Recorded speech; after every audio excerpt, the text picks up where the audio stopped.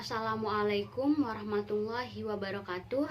Di sini saya Nunung Dewi Lestari, kelas 5G dengan NIM E1E019234 nomor urut 3. Nah, pada kesempatan kali ini saya akan menjawab soal UTS Bahasa Indonesia.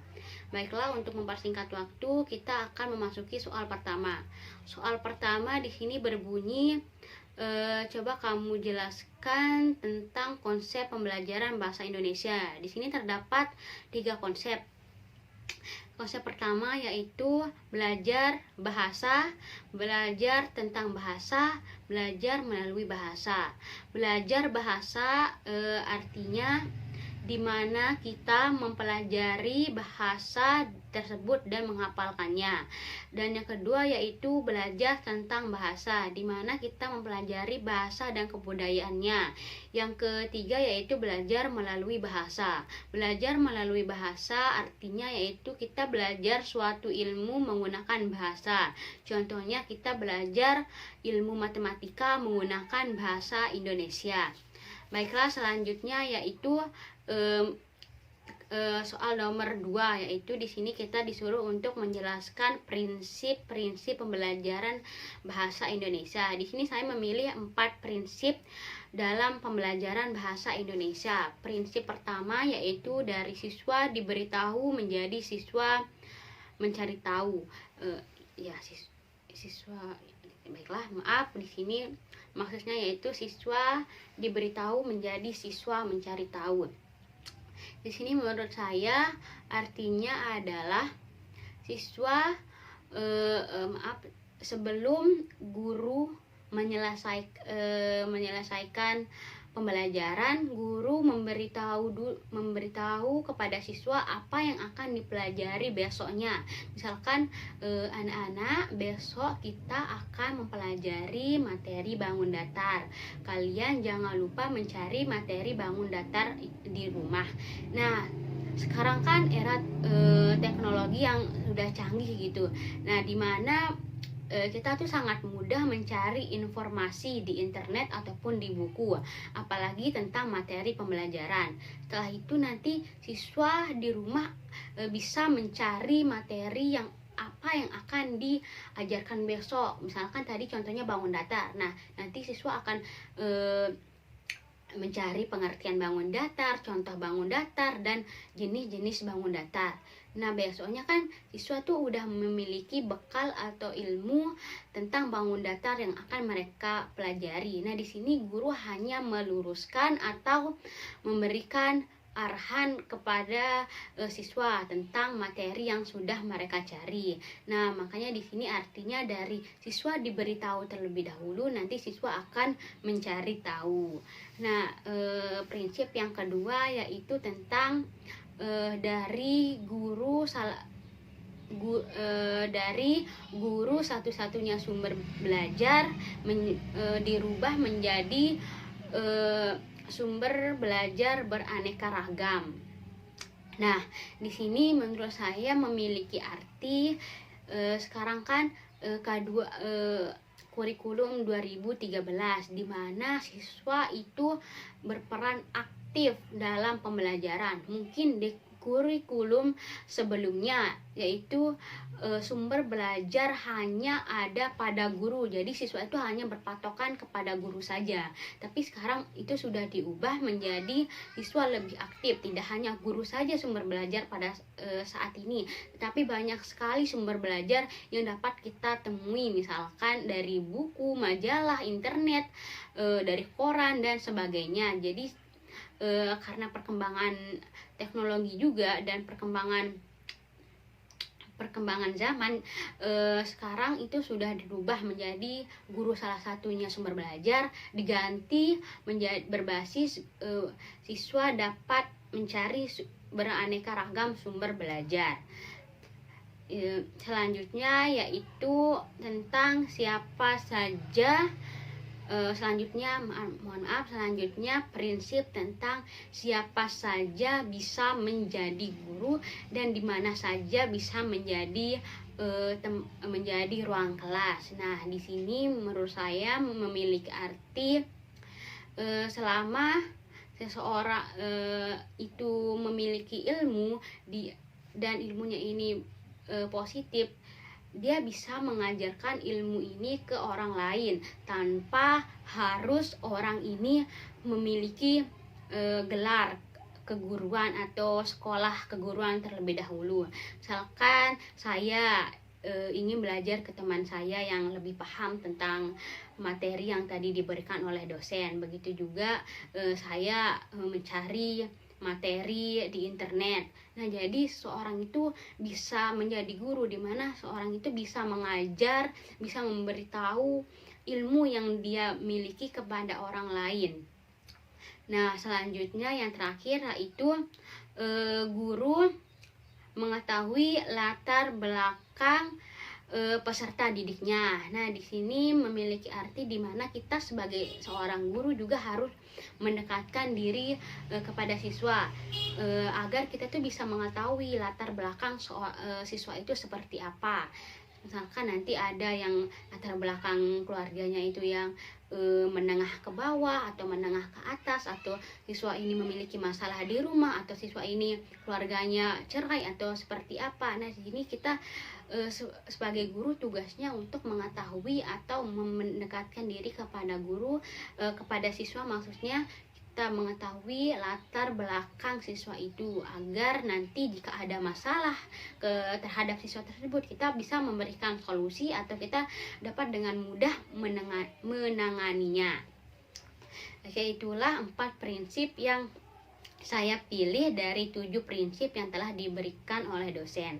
Selanjutnya yang ketiga yaitu menjelaskan tentang pendekatan kontekstual. Nah, pendekatan kontekstual ini dibagi menjadi 3 macam. Ada inquiry, pemodelan, dan refleksi. Nah, pertama yaitu inquiry. Inquiry ini adalah pendekatan yang lebih menekankan terhadap pengalaman belajar siswa, atau siswa lebih mencari tahu tentang pembelajaran. Contoh pelaksanaannya yaitu pertama di sini guru menjelaskan terlebih dahulu tentang tujuan belajar dan hasil belajar yang akan dicapai siswa.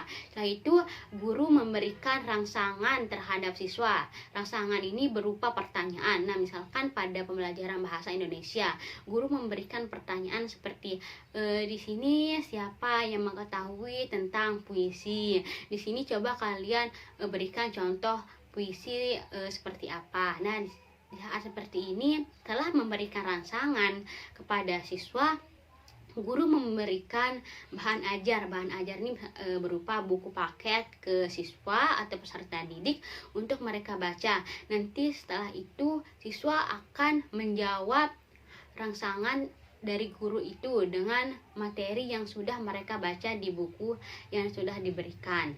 Urgensi sehingga perlu dilaksanakan pendekatan ini dalam pembelajaran bahasa Indonesia. Nah, yang kita tahu yang tadi saya jelaskan tentang prinsip pembelajaran bahasa Indonesia, tentang dimana guru memberitahu, siswa mencari tahu. Nah, di sini rangsangannya itu termasuk dalam guru memberitahu materinya. Nah, siswa mencari tahu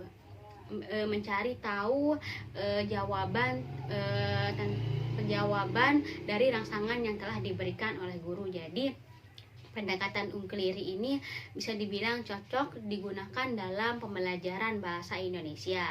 Selanjutnya yaitu pendekatan yang kedua yaitu pendekatan modeling. Pendekatan modeling adalah memiliki makna yaitu pembelajaran yang dilakukan dengan menampilkan model kepada siswa, di mana siswa dapat melihat, merasakan, dan menirunya. Contoh pelaksanaannya yaitu pada pembelajaran puisi. Nah, di mana pada pembelajaran puisi ini guru sebagai model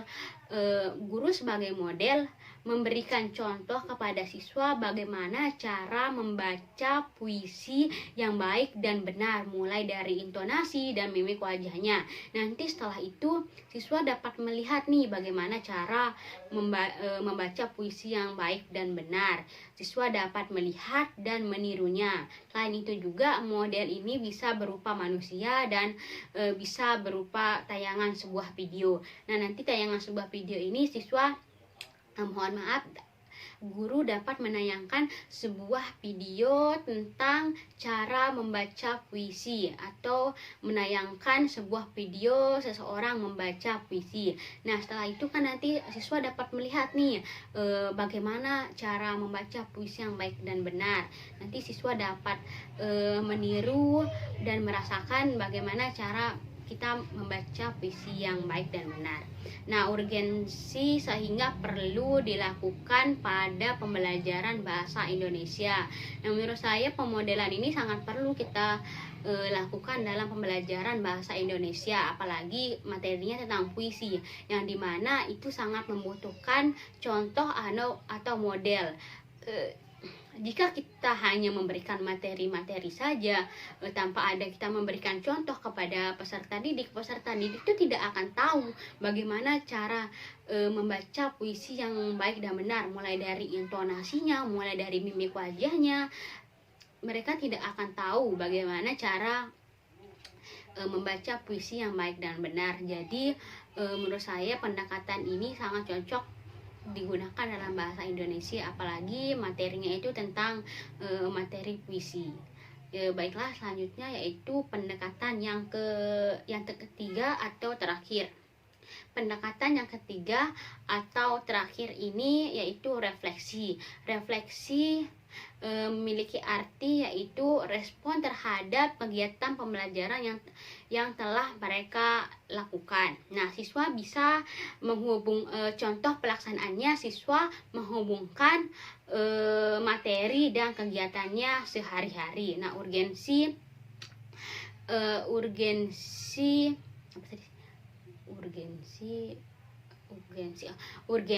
sehingga pendekatan ini perlu dilaksanakan di pembelajaran bahasa Indonesia. Nah, urgensinya adalah guru harus memberikan atau merancang refleksi yang menarik agar siswa dapat belajar dengan menyenangkan. Baiklah, itu saja pertanyaan dari nomor 3. Selanjutnya kita akan menjawab soal nomor 4. Yaitu soal nomor 4 ini terdapat 3 komponen. Terdapat 3 komponen, di mana di sini menjelaskan tabel KKO yang mana loss dan holds. Nah, di sini saya akan menjelaskan tabel KKO ranah kognitif. Di sini saya akan memberikan contoh mana termasuk loss dan holds. Nah, pada ranah kognitif kan terdapat 6, yaitu 1 C1, C2, C3, C4, C5, C6. Nah, C3 ini, C1 ini lebih menekankan tentang mengingat, C2 ini memahami, C3 menerapkan, C4 menganalisis, C5 mengevaluasi, dan C6 itu membuat karya. Nah, atau mengkreasikan. Nah, yang termasuk loss adalah C1, C2, dan C3. Karena di sini siswa memahami, mengingat, memahami, dan menerapkan. Nah, sedangkan holds-nya yaitu C4, C5, C6, di mana siswa sudah bisa mengevaluasi, menganalisis, dan membuat sebuah karya. Selanjutnya yaitu tentang tujuan pembelajaran. Nah, dalam kita membuat tujuan pembelajaran itu terdapat ABCD. Nah, ABCD ini A yaitu audience, B behavior, C C. Kondisi, dan D. Degree. Dalam kita membuat tujuan pembelajaran, unsur ini harus ada dalam tujuan pembelajaran. Saya akan memberikan contoh tujuan pembelajaran. Misalkan indikatornya yaitu membuat karya puisi. Nah, di sini tujuan kita bisa membuat tujuan pembelajarannya yaitu setelah menyimak penjelasan dari guru itu saya ulang. Di sini kan dalam kita membuat tujuan pembelajaran terdapat empat ranah yang harus kita perhatikan, yaitu A. Sebagai audiens, B. Behavior, C. Condition, dan D. Degree. Nah, dalam kita membuat tujuan pembelajaran, keempat ini harus ada dalam tujuan pembelajaran. Saya memberikan contoh, misalkan indikatornya itu membuat karya puisi. Nah, di sini saya bisa membuat tujuan pembelajarannya. Setelah siswa menyimak penjelasan dari guru tentang materi puisi, yaitu ini sebagai conditionnya. Terus siswa sebagai audiensnya mampu membuat puisi ini sebagai behavior dengan baik dan benar. Ini sebagai degree-nya. Jadi dari indikator membuat puisi bisa kita membuat tujuan pelajarannya seperti setelah siswa menyimak penjelasan dari guru tentang materi puisi, siswa mampu membuat karya puisi dengan baik dan benar. Nah, yang terakhir yaitu di sini kita diberikan contoh kasus.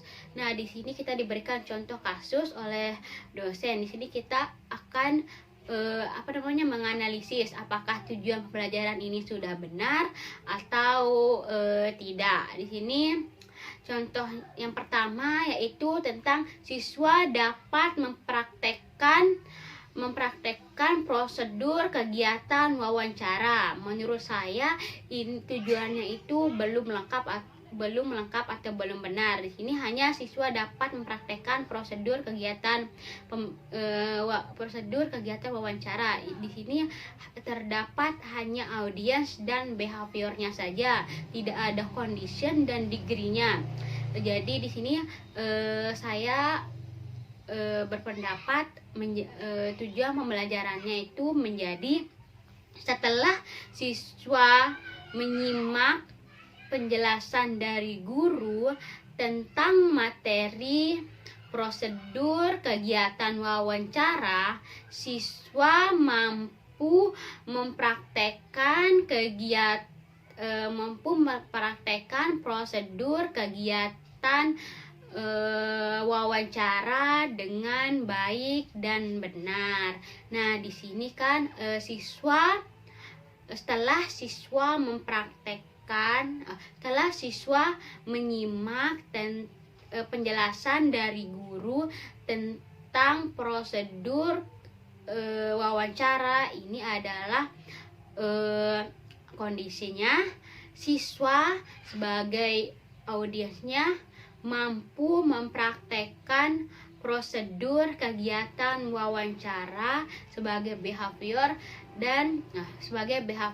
dengan baik dan benar sebagai degree-nya. Oke, selanjutnya contoh kasus yang kedua yaitu melalui kegiatan membaca clipping, siswa dapat menyebutkan unsur-unsur iklan. Nah, di sini menurut saya tujuan pembelajarannya belum terlalu sempurna karena di sini terdapat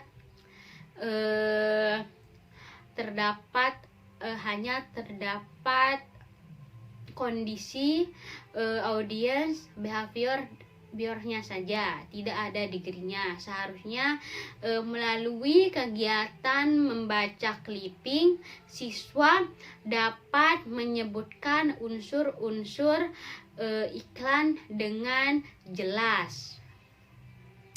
Yang tadi tidak memiliki degree, saya mengubahnya menjadi melalui kegiatan clipping, siswa dapat menyebutkan unsur-unsur iklan dengan baik dan jelas. Baiklah, mungkin itu saja jawaban dari saya. Saya minta maaf jika ada kekurangan dan kesalahan. Wabillahi taufiq wal hidayah. Wassalamualaikum warahmatullahi wabarakatuh.